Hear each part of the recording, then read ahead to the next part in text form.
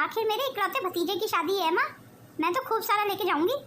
हाँ हाँ क्यों नहीं, अब तेरा हक बनता है।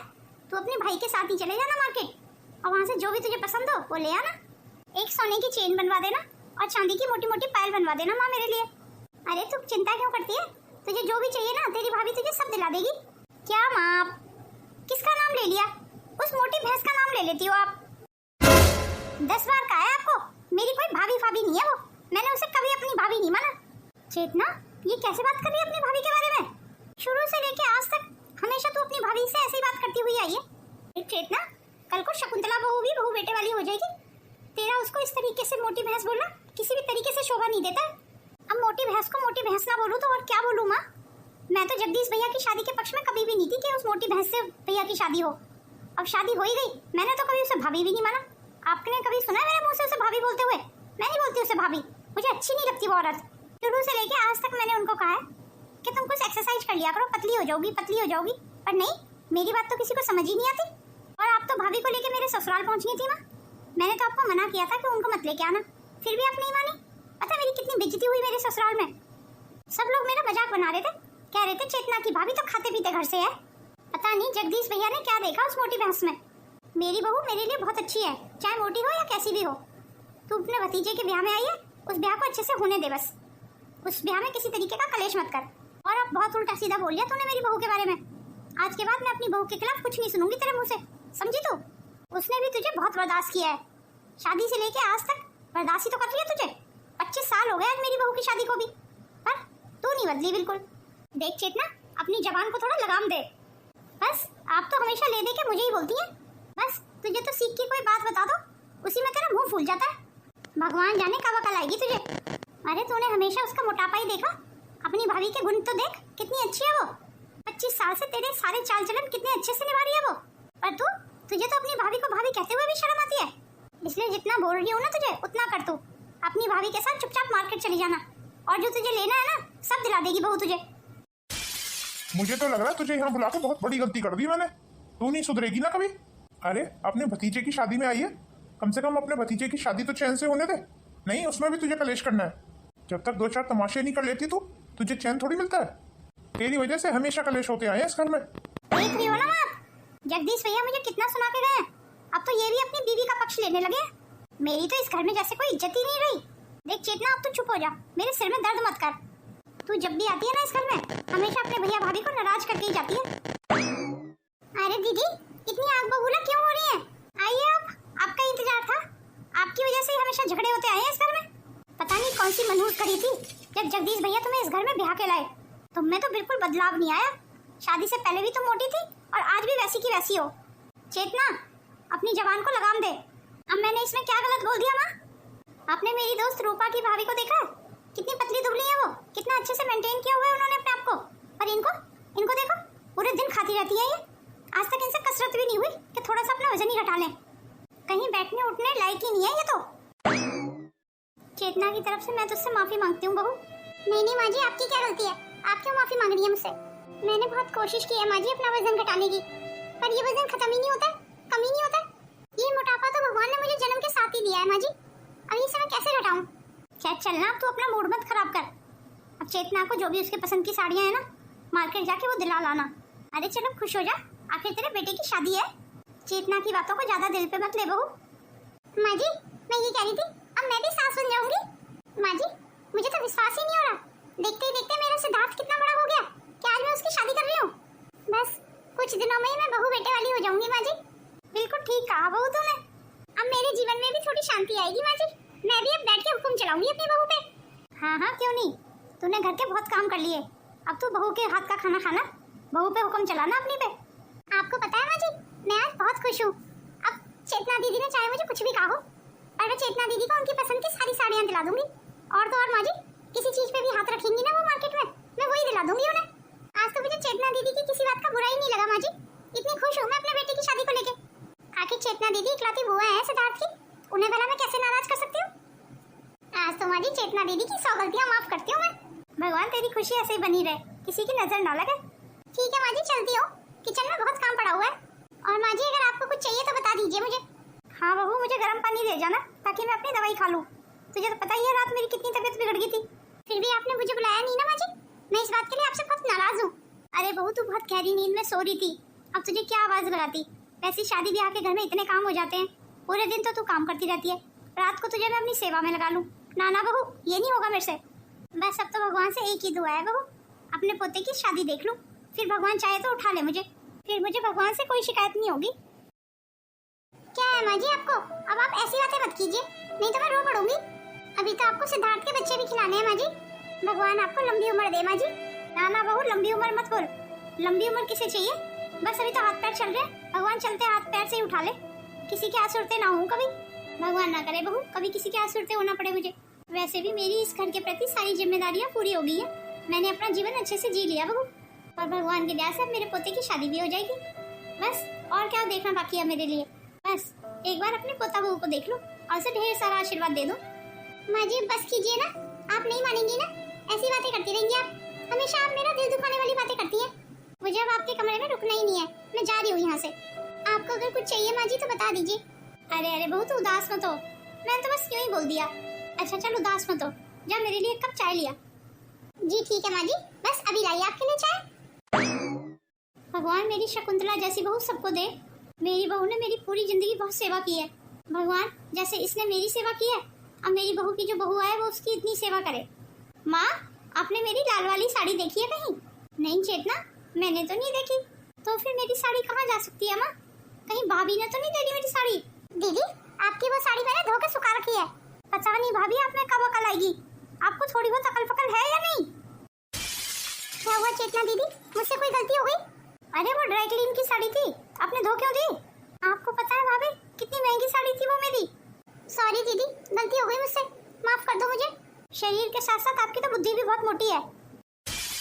अरे भाभी, वो तो देखने से पता लग रहा था कि वो हाथ से धोने की नहीं, ड्राई क्लीन की साड़ी थी। जाओ भाभी, अभी के अभी उतार के लाओ उस साड़ी को ऊपर से। ठीक है दीदी, मैं आपकी साड़ी उतार के अभी ड्राई क्लीन वाले के यहाँ भिजवा देती हूँ। कुछ बताओगी भाभी? ऐसे क्यों मुंह फाड़ के खड़ी हो? अरे अब मैंने ऐसे क्या पूछ लिया जिसमें इनका मुंह फूल गया? फूलता है तो फूलता रहे, अब मोटी को मोटी ना बोलूं तो और क्या बोलूं? बस कर चेतना, अब बहुत हो गया, चल जा तू अपने कमरे में और आराम कर। आपने तो माँ हमेशा भाभी की साइड ली है, वो इसलिए कि वो हमेशा सही होती है, इसका मतलब तो हमेशा से मैं गलत होती हूँ? ये सब तो मैं नहीं जानती चेतना। हाँ बोल चेतना, क्या कहना चाहती है? माँ, मैं ये सोच रही थी अपने भतीजे और उसकी होने वाली बहू के लिए कुछ कपड़े खरीद लूँ मार्केट से। आप चलेंगी माँ मेरे साथ? अरे कहाँ बेटा, मैं कहाँ चल पाऊंगी अब, तुझे पता है ना मैं इतना मार्केट में घूम नहीं पाती हूँ, मेरे तो घोड़ों में दर्द हो जाता है। ठीक है माँ, फिर मैं अकेले ही चली जाती हूँ। बुआ चलो मैं चलती हूँ आपके साथ। हाँ ये ठीक रहेगा कोमल, तू चल मेरे साथ, तो अब अपनी होने वाली भाभी के लिए कुछ कपड़े भी पसंद करा देगी। चलिए माँ फिर जल्दी चलिए, नहीं तो देर हो जाएगी। कोमल ये क्या, तू इन्हें क्यों साथ लेके चल रही है? मेरा मतलब है घर पे भी तो इतने काम है, उन कामों को कौन देखेगा फिर? अरे बुआ, मम्मी को भी मार्केट में कुछ काम है, इसीलिए मम्मी भी हमारे साथ चल रही है। तो तू फिर अपनी मम्मी के साथ ही चली जाना, मेरे साथ क्यों चल रही है तू? तू अगर इन्हें अपने साथ लेके जाएगी तो मैं कहीं नहीं जा रही हूँ तेरे साथ। वैसे भी वजन के कारण इनसे पैदल तो चला नहीं जाता, तू क्या करेगी इन्हें अपने साथ ले जाके? इनसे तो अपने शरीर का ही वजन नहीं उठाया जा रहा है, तो और क्या वजन उठाएंगी? अब मार्केट में अगर कोई मेरे रिश्तेदार मेरे से मिल गया तो क्या बोलेगा वो? कैसी सी इसकी भाभी है, कितनी मोटी है? देख कोमल, मुझे बहुत शर्म आती है इन्हें अपने साथ ले जाते हुए। चेतना ये तू क्या कह रही है? क्यों माँ, इसमें गलत क्या कह रही हूँ मैं? दीदी सही तो कह रही है, दीदी को कितनी शर्म आएगी मुझे अपने साथ ले जाते हुए। माँ ये आप क्या कह रही हैं? आप अगर मोटी हैं भी तो उससे क्या फर्क पड़ता है माँ, आप बहुत अच्छी लगती हैं। मेरे लिए तो आप दुनिया की सबसे खूबसूरत मम्मा है। वो सब ठीक है कोमल बेटा, पर जा तू अपनी बुआ के साथ चली जा, उन्हें नाराज करना ठीक नहीं है। पर माँ आपको भी तो मार्केट जाना था ना, चलिए ना आप हमारे साथ। वैसे भी घर में इतने काम पड़े हुए हैं, अब आपको मार्केट जाने का समय ही कब मिलेगा माँ? मैं अब अपनी बहू के साथ ही चली जाऊंगी मार्केट। हाँ बस ख्वाब सजाती रहो, बहू बहुत मार्केट लेके जाएगी तुम्हें अपने साथ। बस अब चुप हो जाइए बुआ, आप हमेशा मम्मी की बेइज्जती करती रहती हैं। अच्छा तो तू अपनी बुआ को आंख दिखाएगी अब? बढ़िया ही अपनी मम्मी की हिमायती चल के। आज मेरी शादी को 25 साल हो गए, दीदी ने मुझे भाभी के रूप में कभी स्वीकार नहीं किया। सच बात तो ये उन्हें मैं कभी पसंद ही नहीं आई। दीदी ने तो घर में मुझे कभी भाभी पुकारा भी नहीं। दीदी को मुझे भाभी कहते हुए बड़ी शर्म आती है, और ये तो घर में सभी जानते होंगे, मैंने दीदी की इज्जत में अपनी तरफ से कभी कोई कमी नहीं की। पर अब तो 25 साल हो गए, इतने समय से मैं इनकी बातें बर्दाश्त करती आ रही हूँ, पर अब मेरे से बर्दाश्त नहीं हो रहा है। आखिर मेरे बर्दाश्त की भी तो कोई सीमा है। मैं भी तो कुछ दिनों के बाद बेटे बहू वाली हो जाऊंगी, और कहीं इन्होंने बहू के सामने मेरी ऐसी बेइज्जती कर दी तो क्या सोचेगी बहू मेरे बारे में। अच्छा चेतना, चल बात को यहीं की यहीं खत्म कर, और तुझे कोमल के साथ मार्केट होके आना है। जा हुआ फटाफट, अब हमारे सिद्धार्थ की शादी को समय ही कितना बचा है। चल कोमल, अगर तेरे को अकेले मेरे साथ मार्केट चलना है तो चल। जी ठीक है बुआ, चलिए। अब चेतना को ये बात कौन समझाए कि अगर कल को मुझे कुछ हो जाता है तो उसकी यही भाभी है जो उसका मायका संभालेगी। माँ के बाद भाभियों से ही तो मायके होते हैं। पर जिस तरीके से चेतना यहाँ पे व्यवहार करती है उस तरीके से तो वो बहू की नज़रों में तो पहले से ही गिरी हुई है। तो क्या कल को बहू उसे बुलाएगी? मुझे तो लगता है चेतना अपने पैर पे खुद ही कुल्हाड़ी मार रही है। अरे अब शकुंतला की भी क्या गलती है, वो भी कल को बहू बेटे वाली हो जाएगी। वो भी आखिर कहाँ तक चेतना की बदतमीजियों को बर्दाश्त करेगी। पर चेतना को ये बातें कौन समझाए। ये सारा सामान बड़े मन से लाई हूँ मैं चेतना दीदी के लिए। मुझे पूरी उम्मीद है उन्हें ये सारा सामान पसंद आएगा, पर वो तो मुझे पसंद ही नहीं करती। मुझे पता है मेरे हाथों से तो वो सारा सामान लेंगी भी नहीं, और अगर लेंगी भी ना तो कुछ ना कुछ कमी निकाल देंगी।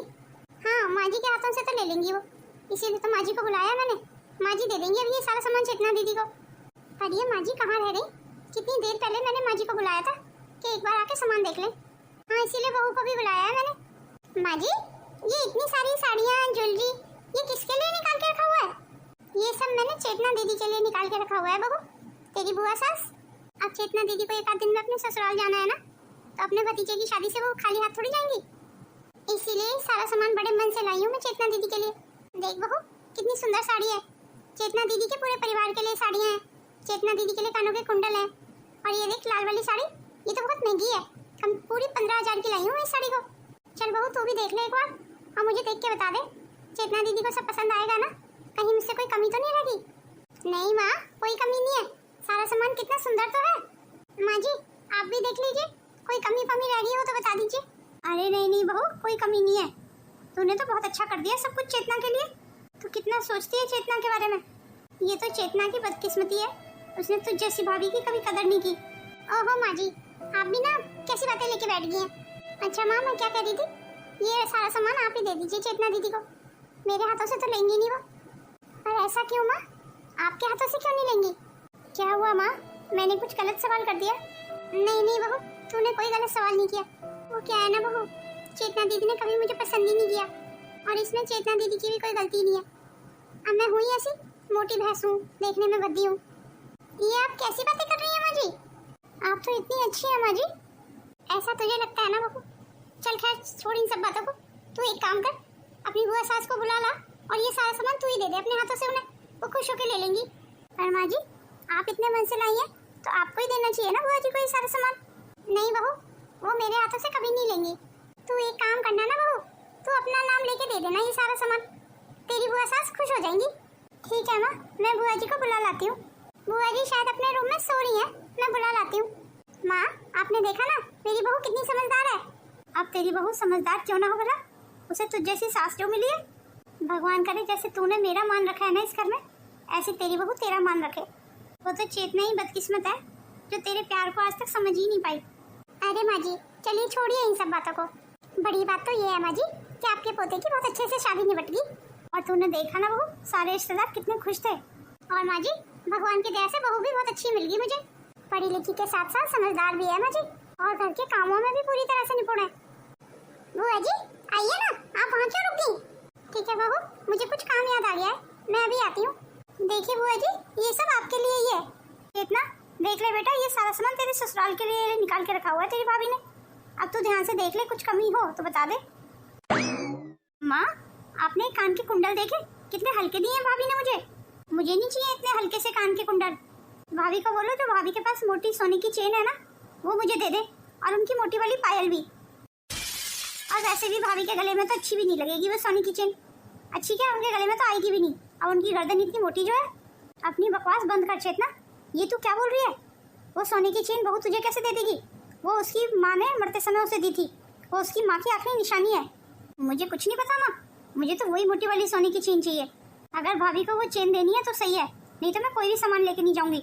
मैं अपने ससुराल ऐसी चली जाऊंगी, और अपने ससुराल में जाके कह दूंगी मेरी भाभी ने मुझे कुछ नहीं दिया, खाली हाथ ही लौटा दिया। दीदी, वो सोने की चेन तो मैं आपको नहीं देने वाली।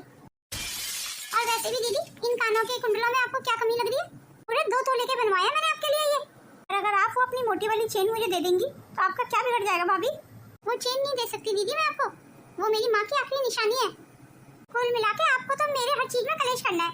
अरे अब आप अपने भतीजे की शादी में आई है तो आपकी भाभी जो भी आपको प्यार से दे रही है वो आपको खुशी खुशी रख लेना चाहिए ना।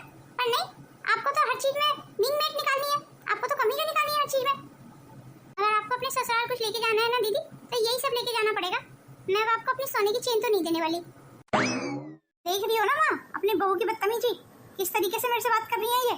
बहू तो हमेशा अपनी जगह ठीक ही होती है चेतना, सारी गलती तेरी है। सच कहूँ ना तुझे इज्जत राशि नहीं आती है। आज 25 साल में बहू को मैंने इतने गुस्से में देखा है पहली बार। मेरी एक बात हमेशा याद रखना चेतना, अगर कल को मुझे कुछ हो जाता है ना तो बहू तुझे यहाँ पे घुसने भी नहीं देगी, तू तरस जाएगी मायके के लिए। इसलिए अपने हाथों से ही अपना मायका क्यों खराब करने पे लगी हुई है चेतना। अपनी भाभी को अपना ले, भाभियों से ही मायके होते हैं। अगर भाभी नहीं पूछेगी ना तो भैया भी नहीं पूछता है। फिर तूने अपनी भाभी की हमेशा बेइज्जती की है, अब तू देख ले तुझे आगे क्या करना है। मेरा तो समझाना तुझे फर्ज था। ये क्या सब मुझे ही सुना के जा रहे हैं, सबको मुझ में ही कमी नजर आती है। आज तो माँ भी मुझे 4 बातें सुना गई। अब मैंने भाभी की चेन ही तो मांगी थी, ऐसा कौन सा गुनाह कर दिया मैंने। अब भाभी ने अगर मुझे अपनी चेन नहीं दी ना तो मैं भी कोई सामान नहीं लेके जाऊंगी इनमें से, मैं ऐसे खाली हाथ ही चली जाऊंगी अपने ससुराल। अब भाभी को क्या लगता है मैं इनके दी हुई सामान की भूखी हूँ? मेरे ससुराल में भी भगवान की दया से किसी चीज की कमी नहीं है। चेतना दीदी सारा सामान यहीं छोड़ गई है, कुछ भी नहीं लेके गई अपने साथ। ये तो सगुन का सामान था माँ जी, मैंने कितने मन से दिया था। मेरे इकलौते बेटे की शादी का सगुन ही नहीं लिया दीदी ने। मैं कौन सा बार बार अपने बेटे की शादी कर रही हूँ? मेरे इकलौते बेटे की शादी में आपकी बेटी ने खूब तमाशे किए हैं माँ जी। चलो मान लेते हैं चेतना दीदी को मैं अच्छी नहीं लगती, पर अपने भतीजे की शादी में भी कम से कम उन्हें कुछ तो शर्म करनी चाहिए थी। इस बार चेतना दीदी ने मेरा बहुत दिल दुखाया है। उन्होंने ये सब करके ना माँ जी जो प्यार का आखिरी धागा बचा हुआ था ना वो भी तोड़ दिया। माफ करना माँ जी, पर पता नहीं आगे से मैं आपकी बेटी के चाल चलन कर पाऊंगी या नहीं। नहीं बहू ऐसे मत बोल, चेतना तो ना समझ है। काहे की ना समझ माँ जी, 3 बच्चों की माँ है वो। कुछ दिनों के बाद अपने बच्चों की भी तो शादी करेंगी वो, और आप उन्हें ना समझ बोल रही हैं। शादी से लेके आज तक चेतना दीदी ने मेरी बेइज्जती करने का कोई मौका नहीं छोड़ा माँ जी। उन्होंने हमेशा मेरे मोटापे को लेके मुझ पे ताने कसे माँ जी। आपको तो याद ही है माँ जी, शुरू में मेरे खिलाफ आपके कितने कान भरती थी। मैंने चेतना दीदी को हमेशा बहुत इज्जत दी है माँ जी। घर की लाडली थी वो और मेरी इकलौती ननद थी, इसलिए मैंने उन्हें इज्जत देने में कभी कोई कसर नहीं छोड़ी माँ जी। और उन्होंने मेरी बेइज्जती करने में कभी कोई कसर नहीं छोड़ी। पर इस बार तो उन्होंने हद कर दी माँ जी, अपने ही भतीजे की शादी का सगुन लौटा दिया। मैं शायद ही उन्हें कभी माफ कर पाऊंगी माँ जी। और इस तरीके से देखते देखते 2 साल बीत जाते हैं और इसी बीच माँ जी का भी स्वर्गवास हो जाता है। माँ जी मेरे भाई का फोन आया था, आप कहीं तो मैं 1 महीने के लिए अपने मायके हो आऊं। हाँ बहू क्यों नहीं। और हाँ बहू अपने मायके जाने से पहले अपने परिवार वालों के लिए सबके लिए कपड़े लत्ते खरीद लेना, ऐसे खाली हाथ मत जाना अपने मायके। जी ठीक है माँ जी। ठीक है माँ जी, फिर मैं कल ही चली जाती हूँ। चेतना दीदी भी गर्मियों की छुट्टियों में हमेशा यहाँ आती थी, पर माँ जी के जाने के बाद से तो वो आई नहीं है। मैं तो नहीं बुलाऊंगी उन्हें, अब वो मुझे पसंद ही नहीं करती। पूरे 2 साल हो गए आज, भाभी ने मुझे आज तक कभी फोन नहीं किया। माँ के जाने के बाद तो जैसे भाभी मुझे भूल ही गई है। तो क्या भाभी को एक बार भी मेरी याद नहीं आई इन 2 सालों में? माँ के जाने के बाद सब कितना बदल गए।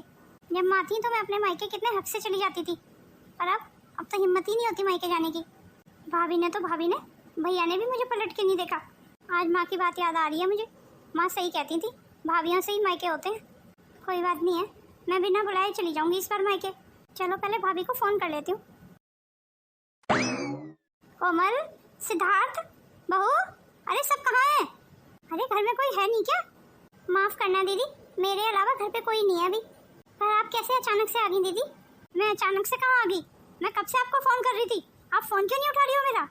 अच्छा आप मुझे फोन कर रही नहीं, मुझे तो पता ही नहीं चला। अरे भाभी रहने दीजिए, आप जानबूझ के मेरा फोन नहीं उठा रही थी।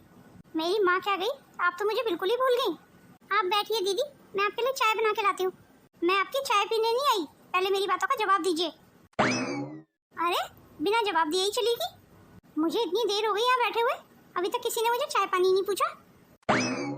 अच्छा किया भैया आपने, आप आ गए, मैं आपका इंतजार कर रही थी। हाँ बोल चेतना, क्या काम था मुझसे? अरे भैया क्या काम के लिए मैं आपको याद करूंगी, वैसे याद नहीं कर सकती। आप मेरे भाई हो, इसीलिए आपकी राह देख रही थी। क्यों भैया 2 साल से मुझे आपने एक भी फोन नहीं किया? अगर मैंने फोन नहीं किया तो तूने कौन सा फोन कर लिया था? आपकी बीवी ने भी एक भी फोन नहीं किया। मेरी बीवी तेरी भी तो भाभी लगती है। हाँ लगती होंगी, पर मैंने उन्हें कभी अपनी भाभी नहीं माना। जब तूने उसे कभी भाभी माना ही नहीं तो यहाँ आज किस हक से आई है? शायद तू भूल रही है, माँ के जाने के बाद लड़कियों का मायका भाभी देखती है, और तूने तूने तो अपनी भाभी की हमेशा बेइज्जती की। तुझे तो उसे भाभी बोलने में भी शर्म आती है, फिर वो किस हक से तुझे फोन करती है यहाँ बुलाती? और फोन तो आपने भी नहीं किया, आप तो मुझे फोन कर ही सकते थे भैया। ताकि तू यहाँ आके तमाशा खड़ा कर सके। तू जब भी यहाँ आती है कोई ना कोई तमाशा करके जाती है, और अब मुझे अपने घर में कोई तमाशा नहीं चाहिए। और तो और, तू तो सिद्धार्थ की शादी का सबूत ही लौटा गई थी सारा। तेरी भाभी कितने मन से तेरे लिए, तेरी ससुराल वालों के लिए कपड़े लाई थी, ज्वेलरी लाई थी, याद है ना? या भूल गई? तू जो भी करे वो सब सही, और अगर हम कर दें तो हम सब गलत। अरे तू तो अपनी किस्मत मान कि तेरी इतनी अच्छी भाभी है। अगर और कोई होती ना तो तुझे अपनी चौखट पे चढ़ने नहीं देती। वैसे तू यहाँ आई क्यों है? हमने तो नहीं बुलाया तुझे। चल खैर, अब आई जी है तो चाय फाय पी के जाना। इस बार भैया को मैंने पहली बार इतने गुस्से में देखा। मैंने कभी किसी की बात नहीं मानी, आज मुझे इन सब का बर्ताव बहुत खल रहा है। पहले जब मैं आती थी सब लोग कितना खुश होते थे मेरे आने से, भाभी 10 चीजें लाती थी मेरे खाने के लिए, और आज भाभी ने चाय तक नहीं पूछा मुझे। इससे पहले कि सब कुछ बिगड़ जाए मुझे भाभी को मनाना होगा। मैं मेरा मायका किसी कीमत पे खत्म नहीं होने दूंगी। चलो दाल चावल ही बना लेती हूँ। भाभी भाभी सुनिए ना भाभी। जी दीदी, आपने मुझसे कुछ कहा? भाभी जब से मैं आई हूँ आप मेरे साथ अजीब सा व्यवहार कर रही हैं, मेरे से बात भी नहीं कर रही हैं। आपने बताया नहीं आपको मुझसे कोई काम था? भाभी ऐसा बर्ताव क्यों कर रही हैं मेरे साथ? भाभी सुनिए ना, भाभी मेरे पास बैठिए ना, मुझसे बात कीजिए ना। क्या बात करूं दीदी आपसे? आप बात करने लायक हैं कहाँ? अब क्यों बात करूं मैं आपसे? आप मेरी लगती कौन है? ऐसे मत बोलिए भाभी, मैं अपने किए पे बहुत शर्मिंदा हूँ, मुझे माफ कर दीजिए भाभी। माफ कर दूं? आपको माफ कर दूं? आपने तो शादी से लेके आज तक मेरा बहुत दिल दुखाया है, क्योंकि आपको मोटी भैंस जैसी भाभी जो मिल गई। आपको तो बहुत शर्मिंदगी होती है ना मुझे भाभी बुलाने में, तो फिर आज वो शर्मिंदगी कहाँ है दीदी? भाभी आप कितना भी करवा सुना लीजिए और मुझे माफ कर दीजिए। रहेंगी तो आप ही मेरी भाभी और मैं आपकी ननद ही रहूंगी। काश ये बात आपको माँ जी के रहते समझ आ जाती। मैं अपने किए पे बहुत शर्मिंदा हूँ भाभी। आपको शर्मिंदा होना भी चाहिए दीदी। काला गोरा मोटा पतला ये सब तो हर इंसान को भगवान बना के भेजता है ना दीदी। फिर किसी इंसान के मोटापे को लेकर उस पे तंज कसना ये कहाँ की समझदारी है दीदी? और आपने तो जिंदगी भर यही किया मेरे साथ। आपने हमेशा मुझसे नफरत की, पर मैं चाहते हुए भी आपसे कभी नफरत नहीं कर पाई। मुझे माफ कर दो भाभी। मैं अपनी तरफ से पूरी कोशिश करूंगी दीदी कि आपको माफ कर सकूं। पर हाँ, अगर आप मेरे से ये उम्मीद करें कि मैं आपको एकदम माफ कर दूं, तो वो मुझसे नहीं हो पाएगा। मुझे थोड़ा समय चाहिए। कुछ बातें इंसान के दिल में कांटे की तरह चुभ जाती हैं दीदी। मेरे दिल में भी चुभ गई जो आपने मेरे सिद्धार्थ की शादी का शगुन लौटा दिया। और ये आपका मायका है दीदी, आप यहाँ कभी भी आ जा सकती हैं।